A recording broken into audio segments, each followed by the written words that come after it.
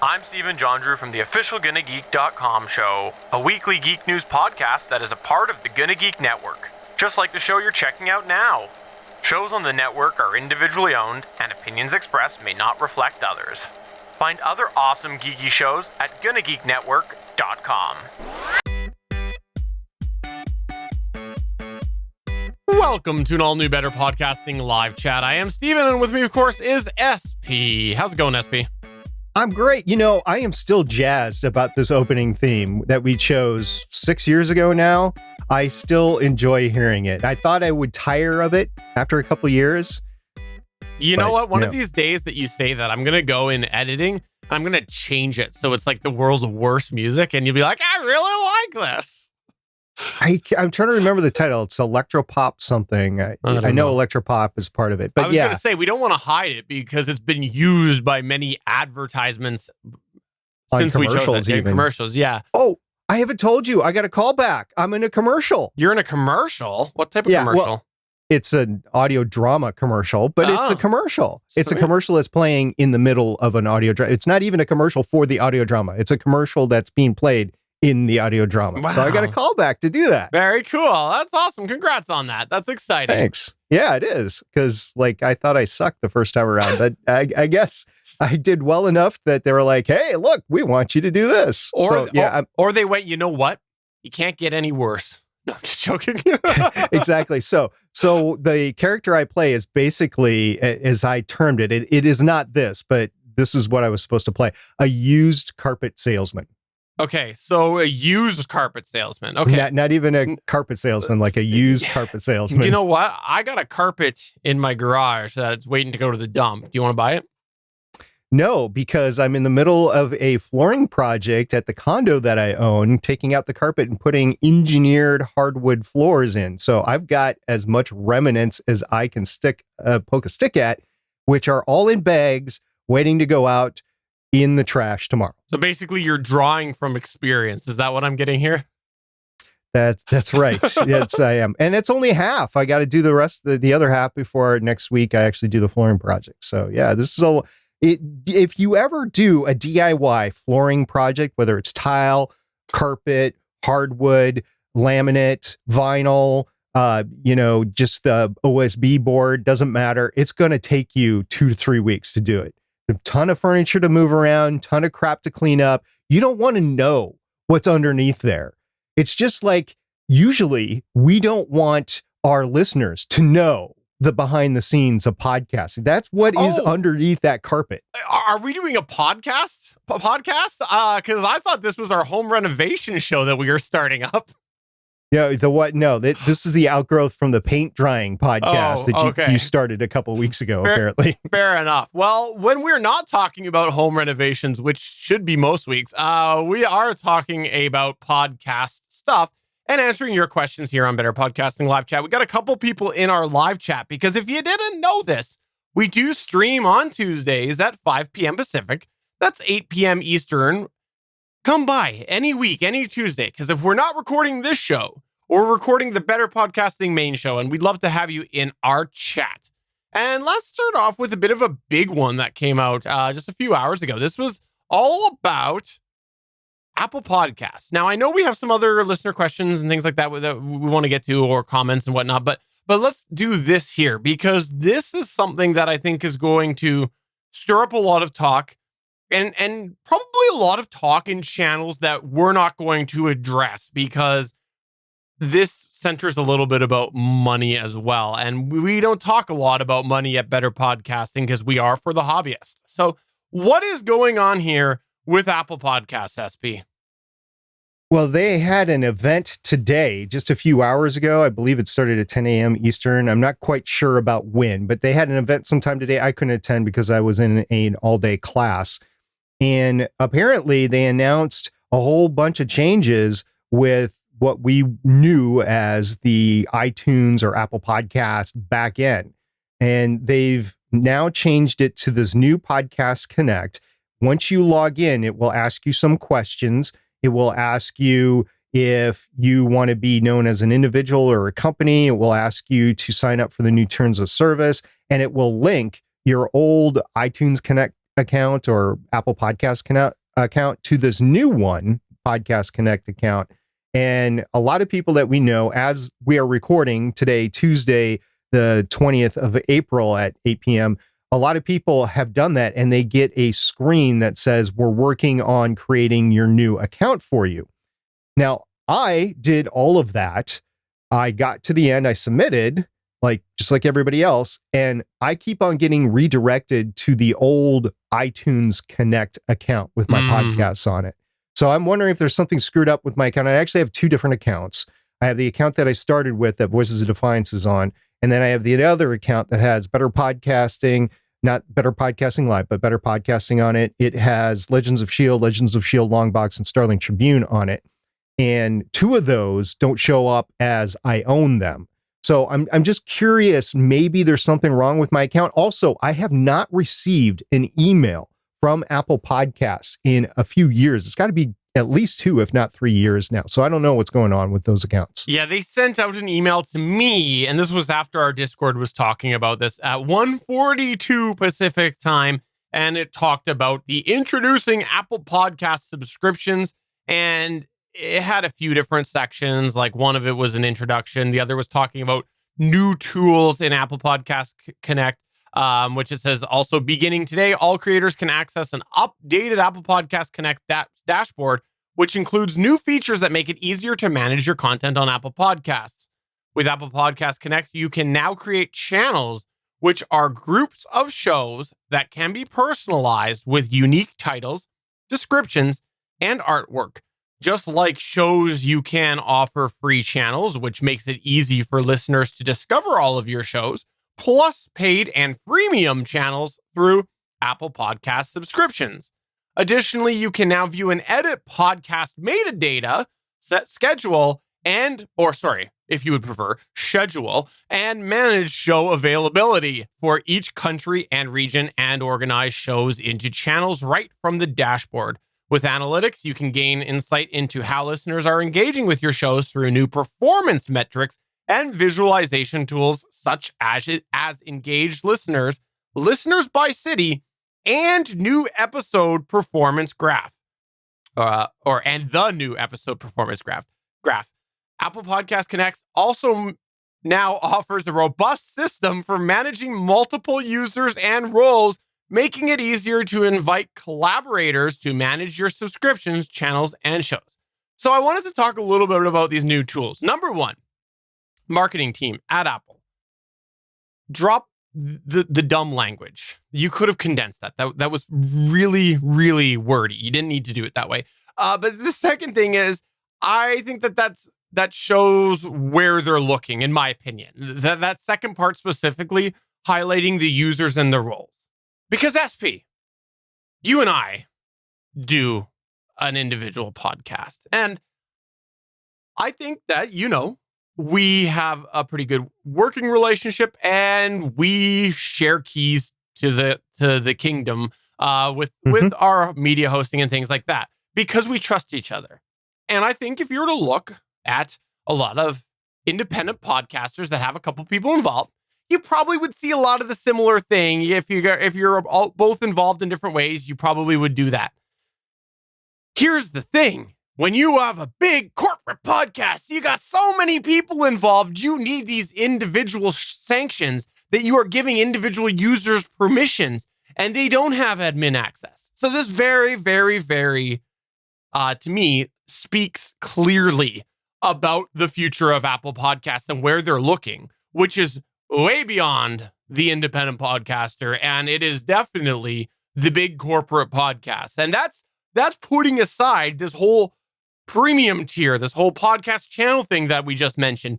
Just that user and role alone is enough for me to say, hey, this is what SP and I'll give credit because you were the first vocal one in here. This is what SP has been warning you about on this podcast and Better Podcasting for a very long time, because I will give credit where credit's due. You were one of the first ones on Better Podcasting to vocally mention that you could see what they're giving away. Basically, I think you said that you could see Apple no longer giving the cow away for free.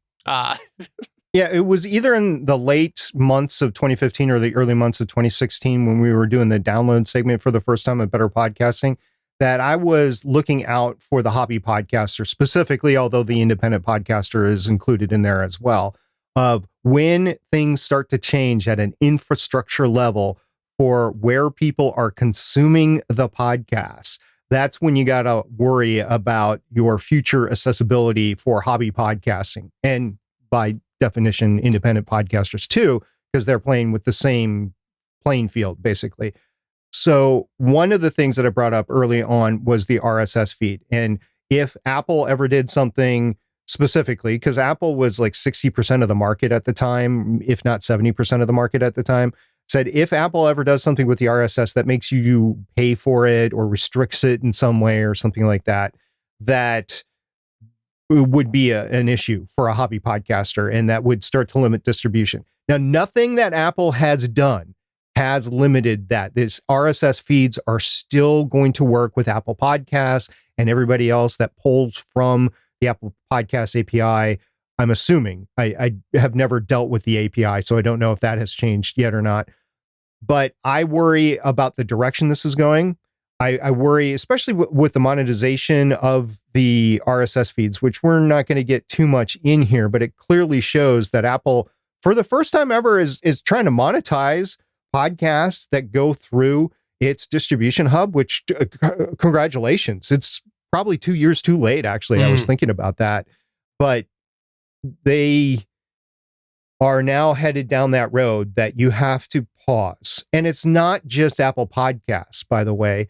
There was an article on Medium from the Anchor creator that also talked about that. So we'll talk. I was going to say we'll talk about that later, but it's not just Apple. Okay, because the other thing that I wanted to mention before we got off of Apple was because this, again, for me, the email came out, a handful of hours ago. However many hours is in a handful, and SP for the audio listener is counting. And here's the thing. Is in our Discord server, we have had people reporting different things, and we have not had a chance to fully vet all of this information. And there's two things that I think is important. Number one, people are pointing out from a revenue perspective, it looks like the terms of service has stated about, this was a tweet from Matt Medeiros that copied the terms of service or something and said, quote, looks like Apple will keep 30% of your private podcast revenue and the $19.99 per year in the first year,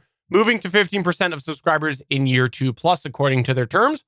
So I think that that's interesting just because, again, it doesn't affect us. We don't talk about that on Better Podcasting, but I think it supports what you were saying about the monetization. But the second thing that was more important to me was in here, in our chat, someone had mentioned, this was Randy Walker, had said, it's a whole new dashboard, new terms, etc., no third-party mining tools. So I guess the mining tools is the third-party stat services that we were hearing were trying to go into the Apple Podcast. I guess that's probably what they're targeting, but no third-party mining tools. If I am a big podcast directory or podcast app that is using the Apple Podcast API, how does that affect me? Because theoretically, if I'm pulling that information from Apple Podcasts and I'm using an app that goes through that, is that still, like, am I now no longer allowed to mine that data because technically I'm getting the directory from there? Like, I want to know more about that restriction. And again, haven't verified this information, but if that is true, I think that that is also an indication on where they might be looking in the future. Because I know there was also a new Apple Podcast app that was coming out for the iOS devices, was also mentioned in this whole thing. So if that's the case, maybe they are going, you know what? We want Apple Podcasts to now be for Apple products. That's our focus for the future. And maybe that's where they are legitimately looking. Because when you start to add things like premium in there, you're not going to probably offer that premium through third parties. I think that is a whole can of worms as far as how that all works out when there's revenue involved, plus the technical issues with that. Is this a shift that they are now going to go, yeah, get your own directory? Is that where they're going in the future? Because I think there's question marks in the future of Apple Podcasts based off of these changes. Could not be, maybe not, but I'm curious. So big data is big money. We've seen that with Facebook and Google already, and Apple has a lot of data, but they've made it free for podcasters, essentially. They did have the third-party capability, so stat aggregators could go in and they could get that data and then pull it into their aggregation.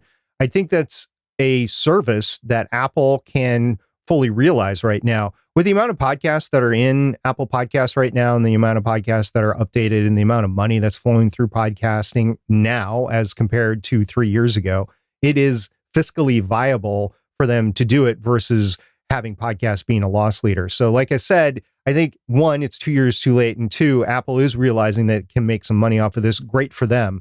My concern though is that fee, that $19.99 fee. You're fine if you're a hobbyist, not making any money or making a little bit of money, whatever. You're fine not paying Apple any money right now. Eventually, I could see them wanting that $1.99 a year, $20 a year fee for listing your podcast in the Apple directory. And that's one of the things that I had cautioned everybody about. I don't know what Apple's intentions are right now. I don't know if they're just trying it and seeing how it's going, and then a year or two from now they'll do it. But we are now down that path where this is a lot more possible than it used to be. And that gets into my other point with the other service. So we're not done with Apple yet, though. I've only got one more thing to say, which is that I'll be curious to see if now that they're monetizing Apple Podcasts, if we get Apple Podcasts on Android. And I say that because like the Apple TV service, I think the TV Plus service, I think is a good example on that. They started very restrictive, and they've moved off of that because there was an opportunity to make money by selling it to people who don't own an Apple TV. So I think that this could potentially maybe lead to an Apple Podcast app on Android. I could see that. I don't know when it's going to happen, but I could see them wanting to broach that. Conversely, though, then you'd have to take Google Podcasts, you'd have to take the Samsung app, you'd have to take some Android versions of apps on board the iOS. And there are some already, but I don't think enough. We'll see what happens. Yeah. We're just not sure what the direction is. It's a major change, though, for Apple and Apple Podcasts. And for hobbyists, nothing has changed now other than maybe there's a little bit more recognition that podcasting is actually a thing.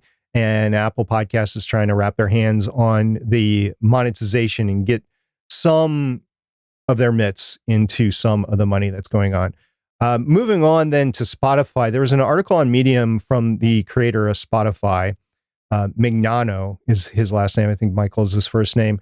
Basically said that they are going to forge ahead and take the next step beyond RSS. Now, there's two paragraphs here that I'm going to quote from the article because I don't want to mess anything up right now, but it will depict where Spotify is thinking of in terms of their RSS feed. So from the article here, quote, "At Anchor, which is part of the Spotify family, given our commitment to putting creators first above all else, we've long leaned into the positive benefits of RSS and will continue doing so.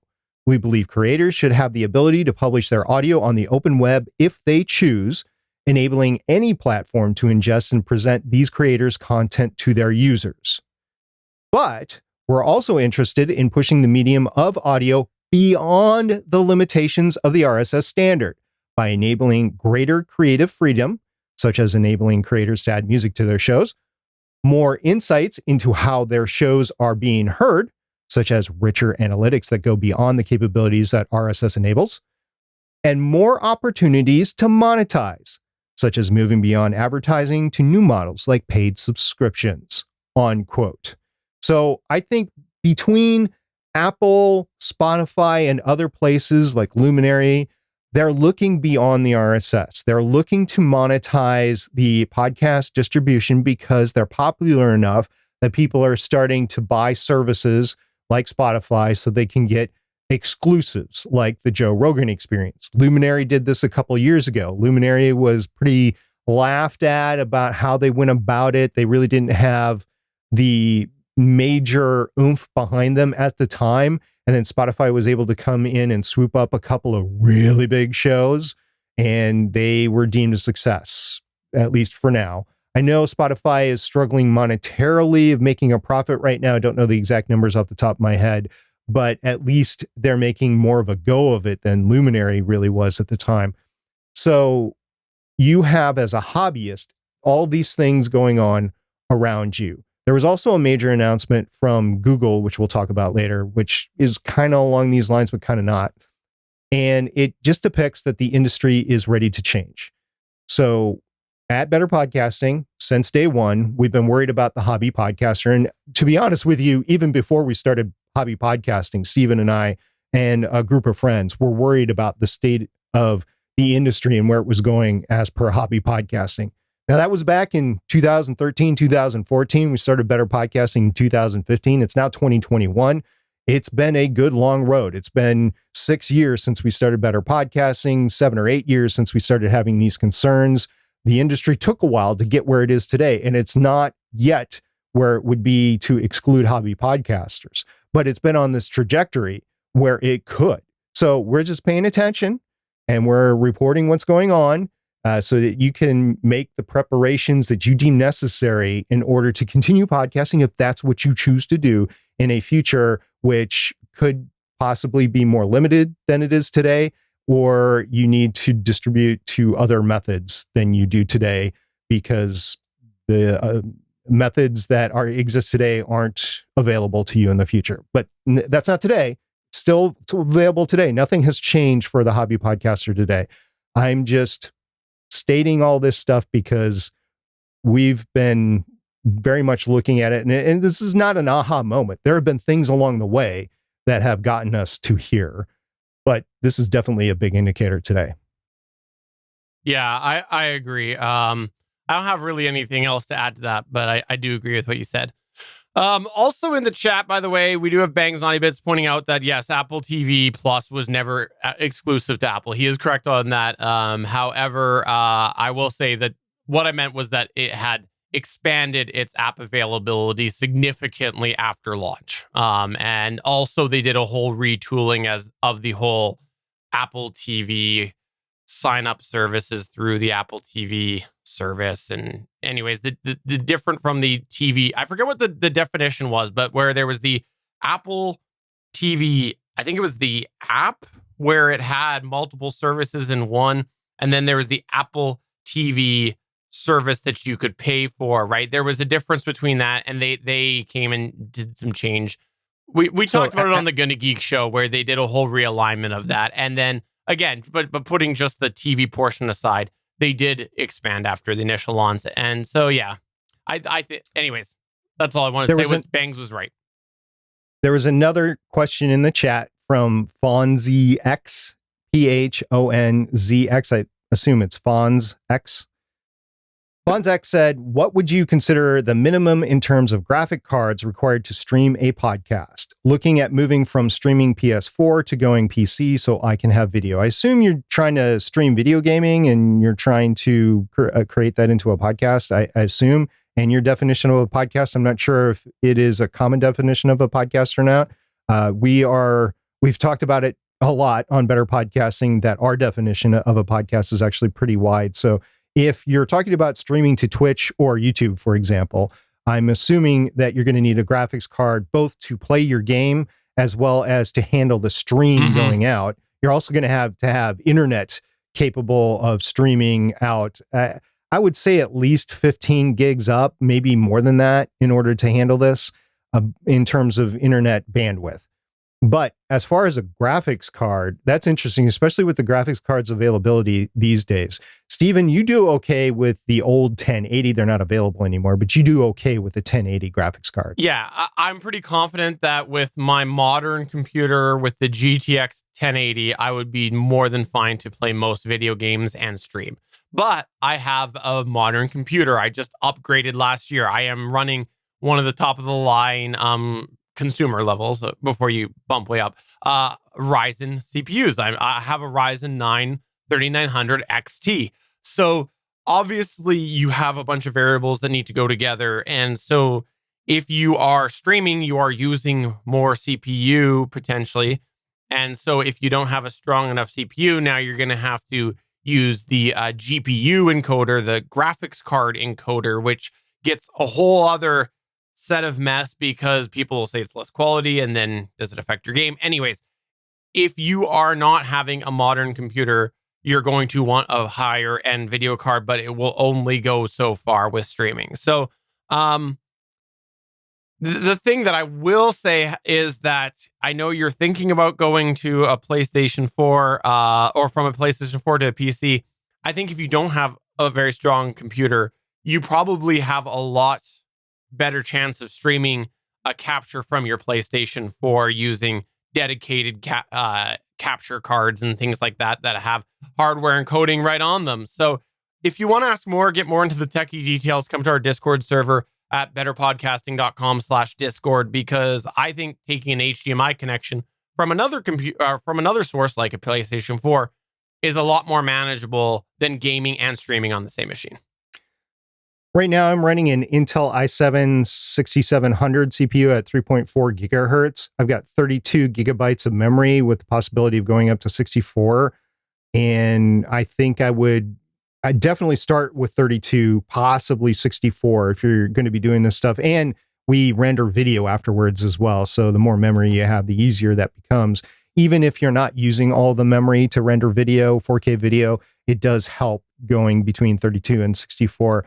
As far as the processor, I'm probably at the lower end of the processor. My graphics card is a 1060, not a 1080, but a 1060 GTX. And I've had that even before Steven got his. I remember Steven being a little jealous when I got mine, but you definitely got one that was way better than mine. I've been looking for one, and when this new generation came out, the 2070s a few years ago, definitely the 3070s, that's the sweet spot that I've been looking at right now, but you can't get one right now. So I'm not going to overpay for it.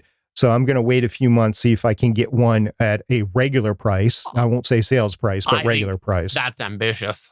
I was just about to say that I think that if you're looking for a new video card to get them at regular price, I think you're looking at this time next year is where I think. Right.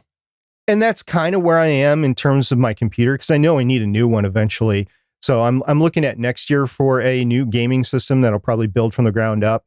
And that is going to mean I'm going to have availability of the motherboard, of the processor, the chip, which is going to get in shorter and shorter supply, new graphics card. I mean, I could start with the 1060, but it's just going to be underpowered for the system that I would get next year. A nude graphics card? Oh, geez. Well, I mean, they're lit up. I mean, come on. They show their insides, right? So, yeah, I'm looking at that next year. So it's an interesting question that you bring up just with the graphics card. Yeah. And without knowing your system or your connectivity, your bandwidth, that sort of thing, it's hard to state, yeah, this is what you absolutely need.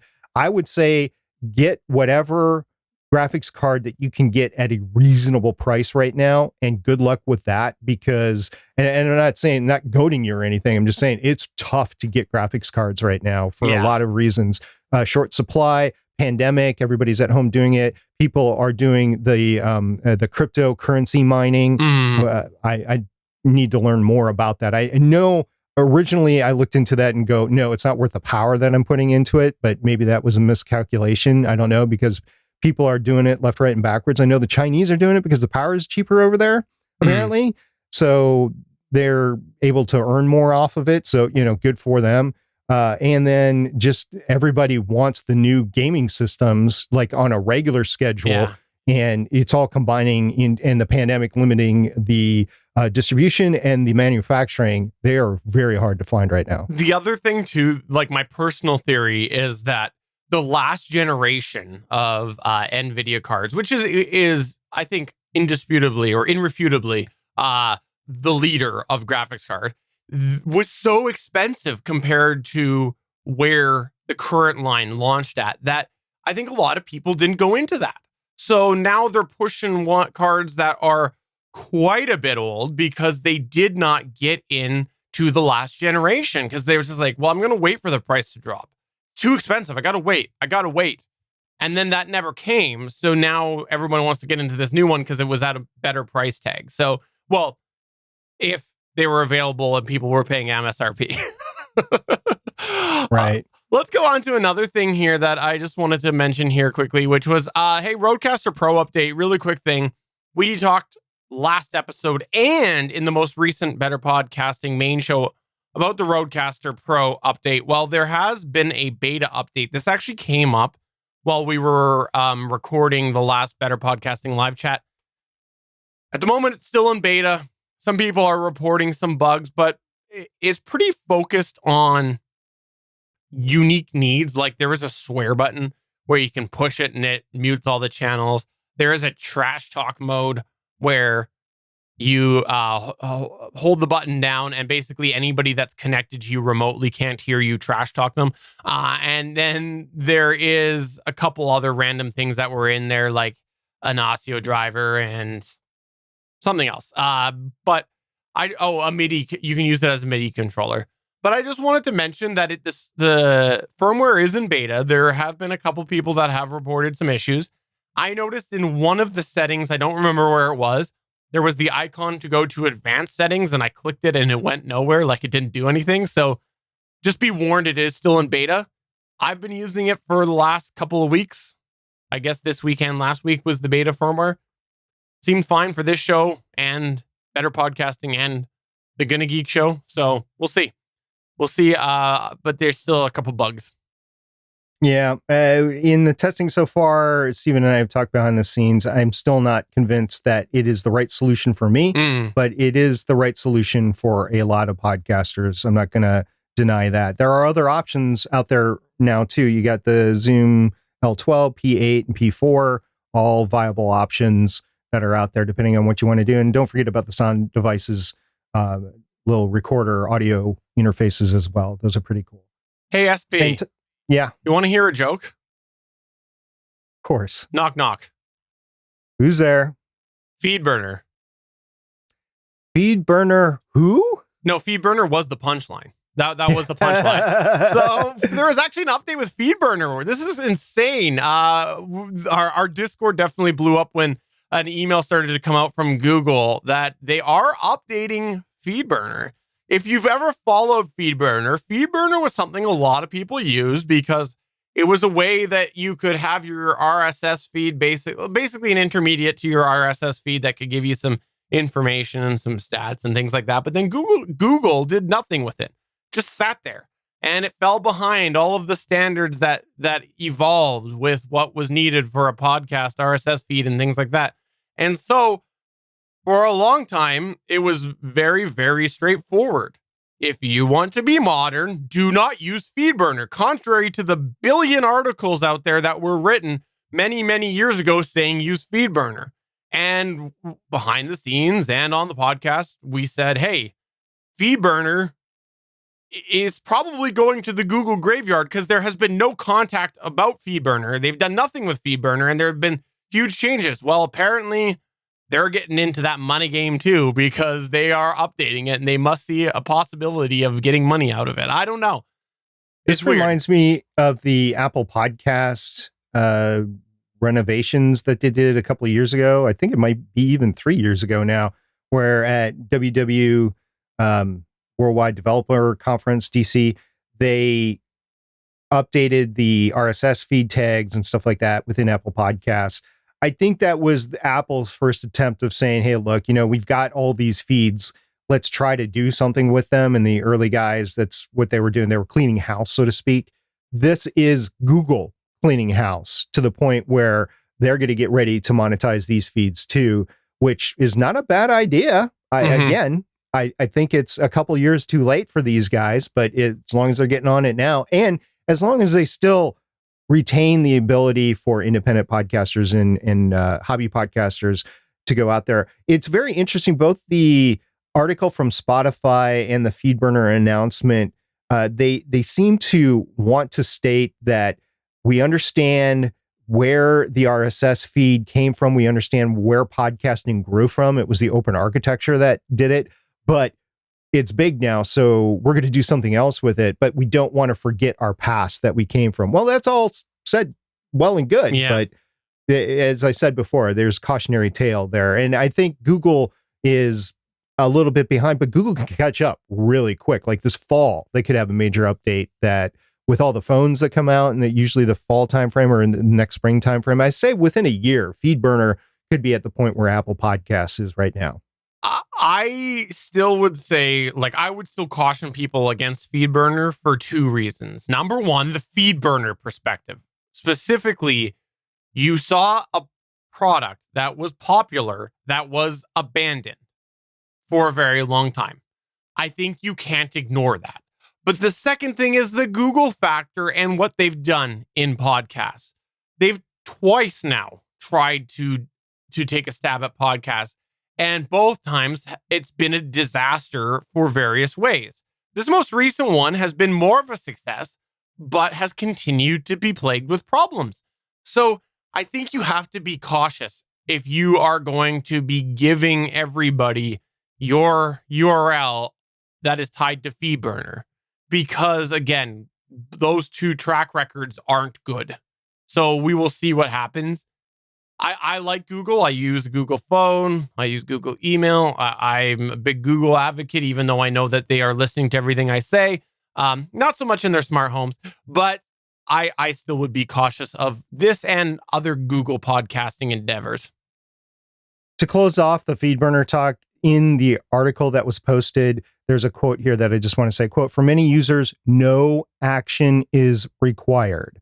All existing feeds will continue to serve uninterrupted, and you can continue to create new accounts and burn new feeds," unquote. So again, there is nothing that you need to do there. Unlike with Apple Podcasts, you're supposed to log in and click a new terms of service and stuff like that. At least with Feedburner, there's nothing you need to do if you're a current user. Betsy in the chat posted something. Yeah. She said, yeah. "Okay, need to chime in here. I was driving yesterday when Steven did the beep, and I nearly went off the road." Okay, so first off, it's not the same road as the Rodecaster, though. I was just about to make a joke about the Rodecaster. But first, let me just go ahead right now and say that I know that SP is going to defend you. Isn't that right, SP? He's going to sit there and be like, you know what? I've been tired of hearing Steven all of this time, and here he goes to irritating our listeners now. Something like that, weren't you? Something like that. Also, when I am driving and I hear annoying sounds like that coming from my podcast, I immediately rip my phone off the cord, because that's how I listen through CarPlay through a phone. Right. And I throw the phone down because I'm like, no. And I end up pulling over and I'm like fiddling with the volume and stuff like that. So I get what she's saying. The second thing that I want to say is that, you know what? I think that SP's problem is that he doesn't appreciate my Canadian goodness. In fact, he doesn't even listen to what I am saying half the time, which means that he doesn't appreciate how amazing I am. And yes, I was just using the trash talk mode, which meant he couldn't hear anything that I said. Banks is totally ruining my transition here because he posted something or can we put a restraining bolt on Steven? Yes, that would be great. So the transition I was trying to make with this whole thing was that Rode came out with their own USB recording software. Spreaker's had it for a while, where you can connect up to 4 USB microphones and you can record it.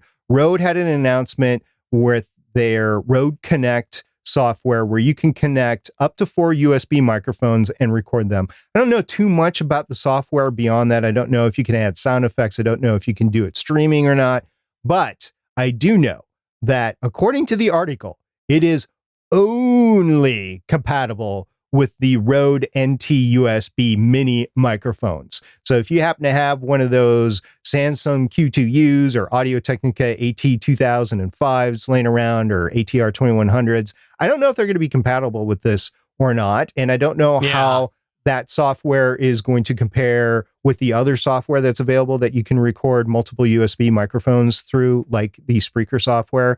So I would caution against using it for a lot of reasons, one of which, if you're using 4 USB microphones that are only compatible with the Rode software, you are extremely limiting your options for how to upgrade as you go from there. But at least they have something, because that's the number one question that gets answered beyond what do I do with all this echo in my room? Once you're using condenser USB microphones, it's how do I record 2 or 3 USB microphones? And this is Rode's answer to that. So congrats to Rode for creating a solution, but at the same time, it's very limiting. In our chat, Bangs Naughty Bits is claiming that, sorry, that sounds bad. I was trying to read what he said. He says, quote, claims there are chips in the NT Minis, end quote. Sorry, Bangs. I didn't mean that to come off that way. If this is the case and they put chips in the NT Minis, what a missed marketing opportunity to not have this out when they launched that. Because when this came out, we said, when those mics came out, we said, there are other options like this. There are other things that have come out like this. And there hasn't, like, any of these mics that have been like this, we have kind of commented on that. And so what a missed opportunity from a marketing perspective. Because when did the NT Minis launch? Not that long ago. I want to say last year sometime, but I don't remember. Yeah, but if they had hardware in there to accomplish this, they should have launched with the software, because that would have been a standout feature. Is like, look, yes, people want USB mics and they want to be able to do multiple. It's a huge market there, because you just finished saying it. You're shaking your head no, SP, but you just finished saying that everybody asked this question. Yeah, no, Steven. I was just being sarcastic here. Steven, come on. I mean, like, we've known that Rode releases stuff and then they fix it after it's out the barn door. That's true. You mean how they say that you can turn off all of the cross-board audio processing, yet I still continue to hear gating, even though I have certain things off and I hear ducking and things. Yes, you're correct.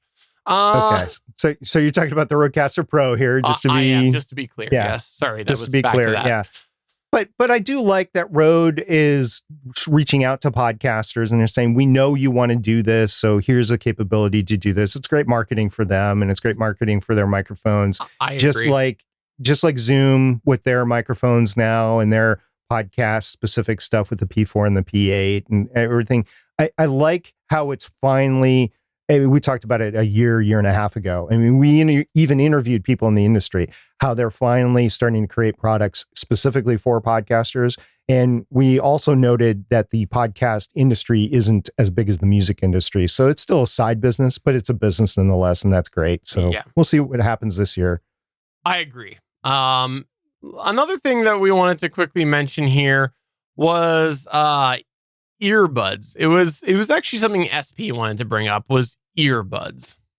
Yeah, so Amazon came out with their new earbuds, the Echo 2 earbuds, and I still can't get them in Canada from what I can see. They didn't do the first gen in Canada. Can't see the second one.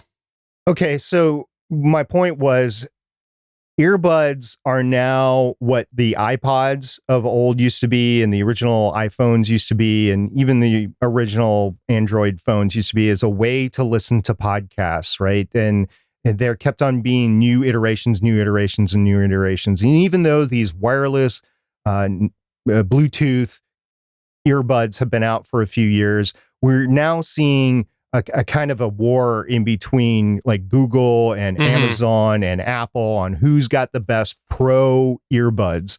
And one of the things is listening to music. I get it. But another thing is, can you listen to podcasts through them? And especially if you're at work. I don't know how many people I've heard. I can't use these at work, but I don't know how many people I've heard that they're at work and they can only have one bud in, so one ear or the other. And these wireless earbuds are great to do that. They're non-intrusive. There's no cord that's running down. People can kind of see or look out if they know that you have an earbud in on whether you're listening to stuff or not. So there's just so many uses as you're working out, as you're commuting, for these earbuds to be podcast listening devices that, and they're expensive enough, like $100 or $200 a pair, that it's now the next listening tech necessity and possibly tech war on how to listen to podcasts better than somewhere else, through the noise cancellation, through the sound quality, through connectivity, through length of battery, all that sort of stuff, which is not specific to podcasting, but it definitely helps podcasting. So keep your eyes on this realm of technology for podcasting because it's only going to get better through the next few years. And it will be interesting to see what sort of development happens with these assistants that are basically baked into these smart earbuds and things like that. Because I'll give an example. I have a Amazon Echo Auto in my vehicle, and I all the time, like I do listen to music, and I listen when I'm at home to Sirius XM through my Amazon Echo devices. I've had the app on my phone for a long time for Sirius XM. Before I got that Echo Auto, I rarely streamed it to my through my car while I was going, because it was just one of those things. Okay, let me open up the app, wait for it to load. Let me load a channel. It was just like you had to do it as you were going or before you got going. But now that that is baked into my car and I can just say a word, play, let's say Pop 2K on Sirius XM or 90s on 9 or whatever, right? I can do that. And I'm curious, like if I had the earbuds, I would do that all the time. I would probably say start doing that because it connects to your phone and streams it through the a word app on your phone. And so I'm curious to see when it comes to podcasts, like, are people going to start doing that sort of thing where they're just going to be like, tell their earbuds to start playing podcasts and whatnot. So yeah, I think it'll be interesting. I know people do that a little bit with the Air, or do it a lot with the AirPod Pros on Apple side of the thing, right? Or is it all AirPods that you can connect to you can tell it to start playing podcasts from Apple Podcasts, or is it just the Pro? Ooh, that's a good point. I don't know. I just have the Pros. Okay. I remember I might be blurring it in my head. I remember, I seem to recall that there was a big update with Apple Podcasts around the time they were rolling out the Pro. I don't remember the details, but in any case, again, back to the sort of, there's multiple people out there. You have people who are using things like Google Buds or A-word buds or whatever you call them, right? So I'm curious to see where else that goes in the future.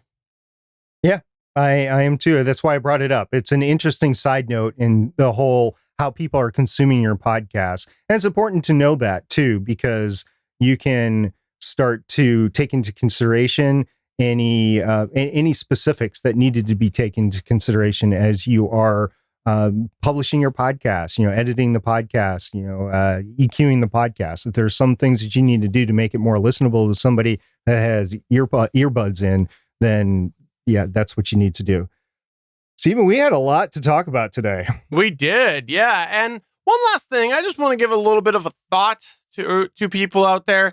When you're in podcasts, sometimes when you're on social media, you can see things, and it can be hard sometimes when you think something's directed towards you. So like maybe you go and you publish an episode and then you see somebody's tweet on or something like that on social media that seems a little cryptic, seems though a little specific or coincidental timing to when you post, and you think maybe it's directed towards you and it's negative. And I just wanted to share a personal story and say that happened to me this week. Posted Better Podcasting, saw a tweet out there, and I thought, okay, this might be directed towards me. And it was quite rude. I'll say it was quite rude. And then I thought to myself, well, you know what, though? I post on Sundays evenings, and a lot of people in this sort of space do post on Sundays evenings. And I thought, maybe you're just being a little egotistical, Stephen, by assuming that it's you. But I just wanted to put that out there because sometimes things aren't directed towards you, and try to not let things get you down. And I was able to shake it off and whatnot. But I also wanted to say, if you are listening to somebody out there, it's a good idea to try to reach out to them if you have feedback and things like that. Just don't go and dog on them. I guess if you're going to dog on them, at least you're being vague. You're not being specific out there. So wanted to mention that. But if you read something and you think it might be directed towards you, it might not be. And I wanted to put that out there. It might not be. So try not to let yourself get down. And hopefully, if you are doing something that is really bad or that is irritating a lot of listeners, you'll have somebody have the courage to reach out directly. Just because if you're going and you're being vague on there, I don't know. I think that maybe you should think twice about that. If you're just being super duper vague, all the time with your negative critiques all the time. And I do see people doing that. But I also do put some occasional negative things out there. So I'm just going to say that I understand where they're coming from a bit, but sometimes it does hurt a little bit if someone takes it that way, even if it's not directed towards them. If there's one thing I've had courage about this last couple of years in podcasting, it's because of what Johnny Ives said, to have courage to have an iPhone without a 3.5 millimeter headphones jack. So I now have that courage because I'm forced to have that courage to have an iPhone without the 3.5 millimeter headphones jack. I see what you did there. So wrong thing. Oh, where is it? Push the wrong button. And I'm not going to edit this. So for episode 30 of Better Podcasting Live Chat, I'm Stephen Jondrew saying, I don't know, but I somehow changed all of my Stream Deck buttons around, and now I'm lost. And I'm SP saying, at least Stephen got the episode number correct. We'll see everybody in 2 weeks here on Better Podcasting Live. Next week is the special Better Podcasting 250 recording. We hope to see you there. Bye. Bye.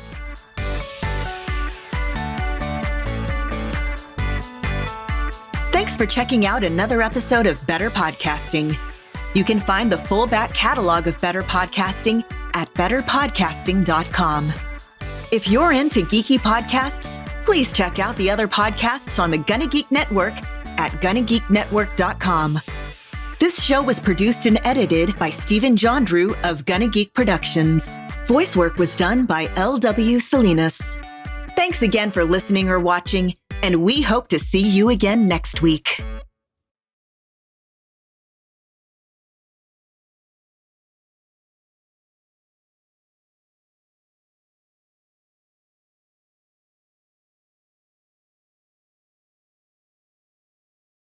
Welcome to Better Podcasting. With a combined history of over 1,000 episodes, and starting as early as 2008, we are hobby podcasters through and through, just like you.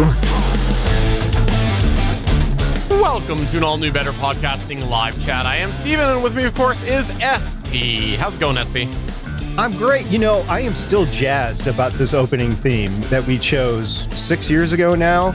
I still enjoy hearing it. I thought I would tire of it after a couple years,